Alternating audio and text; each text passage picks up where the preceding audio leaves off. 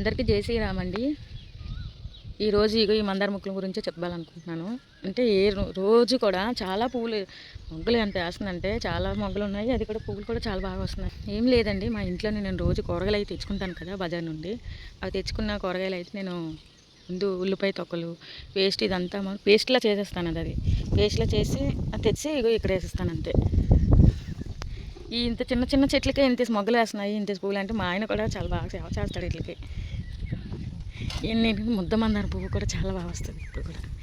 ఇది చూసారా, ఇది అంత చిన్న చెట్లా ఉన్నది, ఇన్ని పువ్వులు ఉన్నాయి వీటికి. ఇందులోనే నాలుగు ఐదు రకాలు కూడా ఉన్నాయి మందార పువ్వులు ఈ ప్లేస్లోనే, అలాగే ఈ చిన్న ప్లేస్లోనే. ఒకటి ఈ చెట్టు కంగానే 3 పువ్వులు వచ్చాయి. ఈ చెట్టుకేమో ఒకటే వచ్చింది, మొగ్గలు బాగున్నాయి. కానీ ఈ చెట్టుకి అయితే 3 మందార పువ్వులు వచ్చాయి. ఇదిగో మందార పువ్వుల ముద్ద మందార చెట్టు కూడా ఆ మధ్యనే ఉంది ఒకటి. ఇదిగో ఇదిగో మొక్కలకి ఏమి మెడిసిన్ అక్కర్లేదు, ఏం అక్కర్లేదండి బాబు. ఇంట్లో తెచ్చుకున్న కూరగాయల వేస్ట్ తోటే ఇంత బాగా మందార పూలు బాగా కాస్తున్నాయి. మా ఇంట్లో మందార పూలు కాయాలంటే మాత్రం ఇలాగే కాస్తున్నాయి. వీడియో నచ్చితే మాత్రం లైక్ చేసి సబ్స్క్రైబ్ చేసుకోండి. Thank you.